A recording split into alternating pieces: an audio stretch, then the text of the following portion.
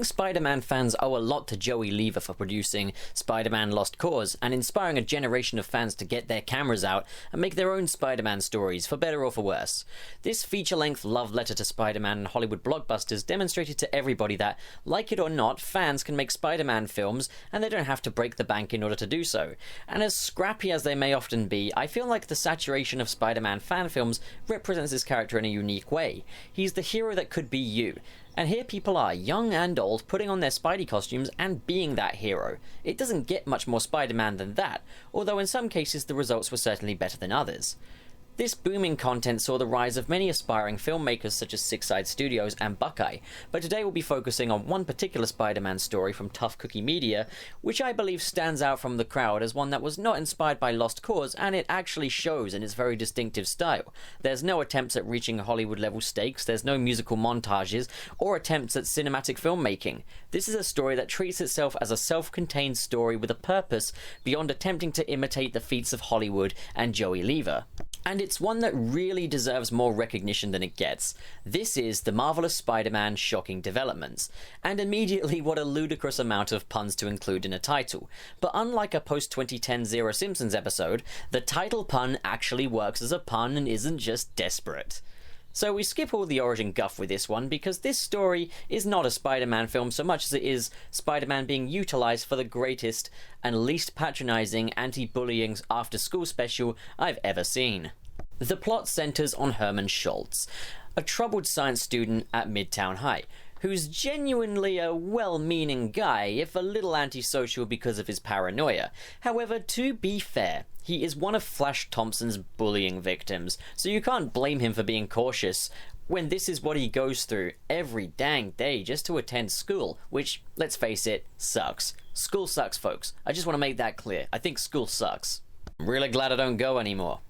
So what's interesting about this film is that Peter Parker is our core protagonist, and yet he's close friends with Flash Thompson in this case.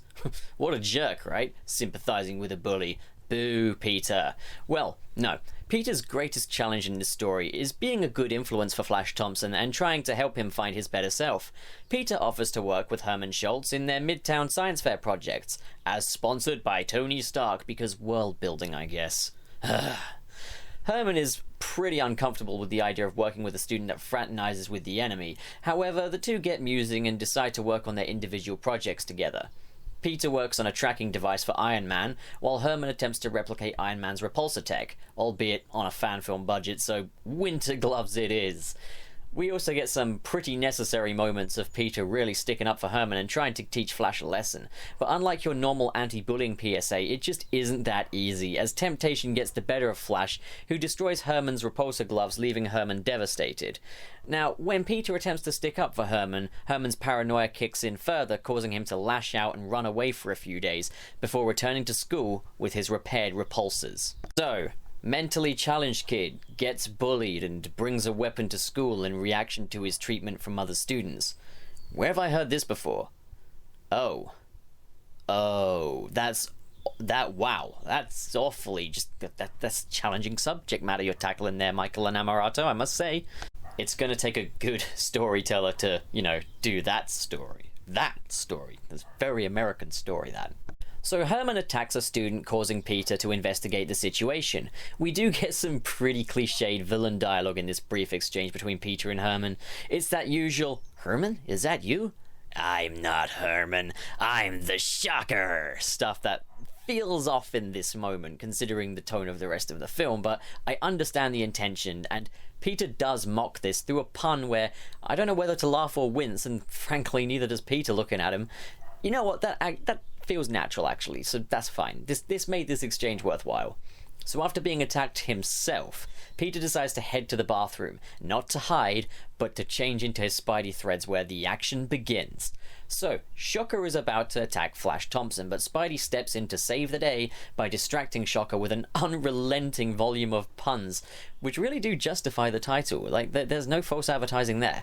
It feels like this film was actually made by Spider-Man, given how bad some of these puns are. But it's like a good bad, It's like, it's not a complaint for the film that the puns are bad. It's that, yeah, that's what he would say. So Flash is about to do a runner, but instead decide to head back to help Spider-Man, while Spider-Man draws Herman to the school theatre stage, where we reach the emotional climax of the film. And can I just say how awesome it is that the final confrontation takes place on a theatre stage. It's almost like a metaphor for the increasing drama of the story. Or perhaps just a visual pun. Damn you, Michael.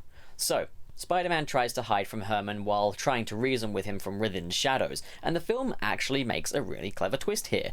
Herman cannot see Peter but can only hear his voice, and his voice is all he has to go by, and it's exactly like Peter's, and Herman twigs this immediately.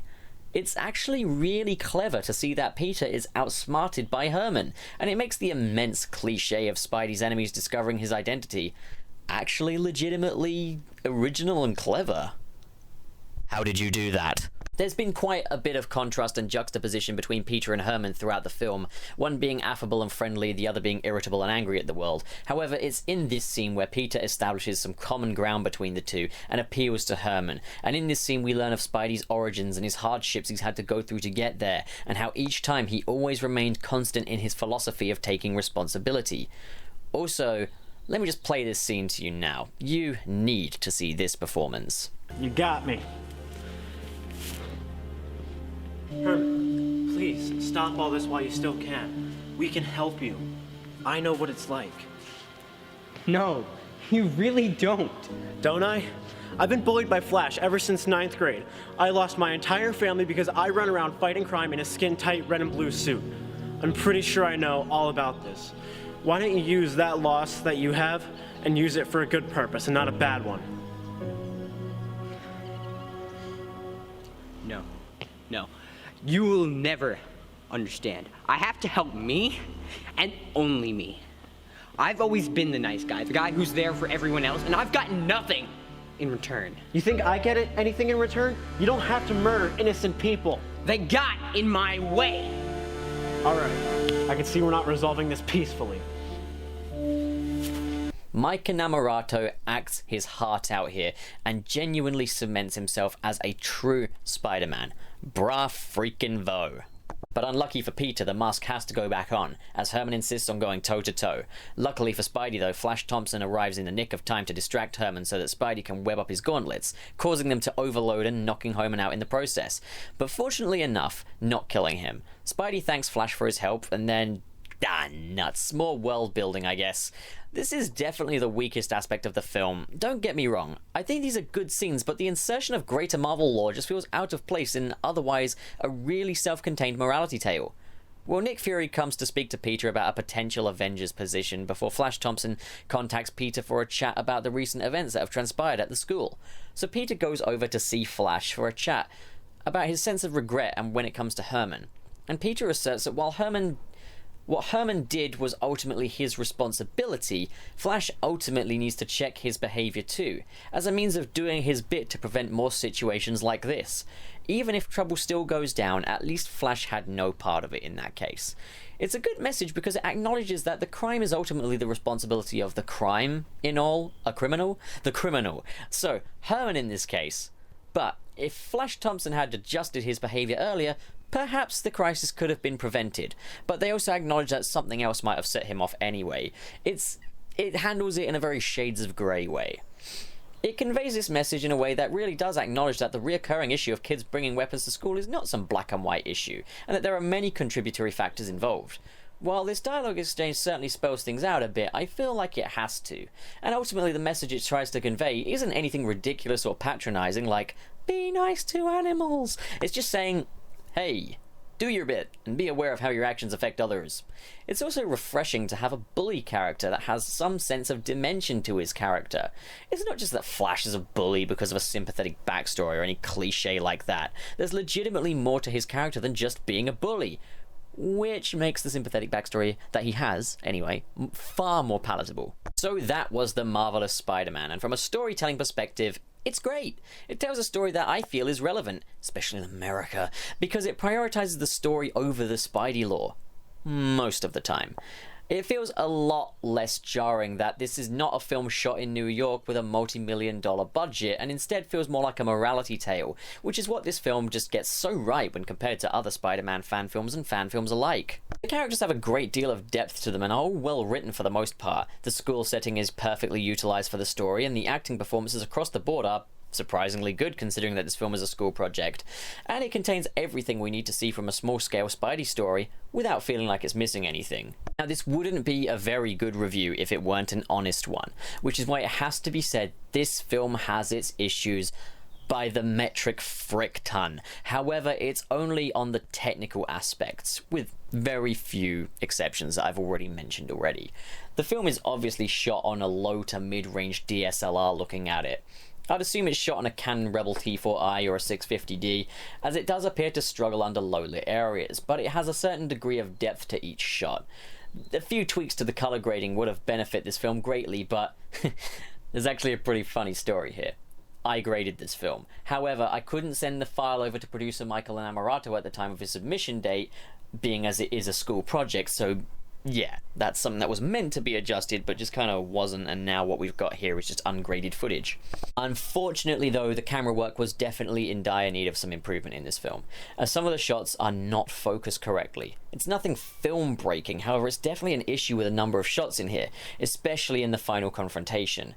Also, special effects. I realise that this is indeed a school project. They've only had a limited amount of resources at their disposal here, but the special effects in this film leave much to be desired. Fortunately, there's very little of it, but boy are they bad here. The score by Nicolas Wagner is great, and it hits the right notes throughout, especially during emotional beats. The film is paced very well and comes in at just under 25 minutes, which makes its runtime mercifully short, which is ideal for this story. As mentioned earlier, acting performances in this film are really strong, especially when compared to other fan films.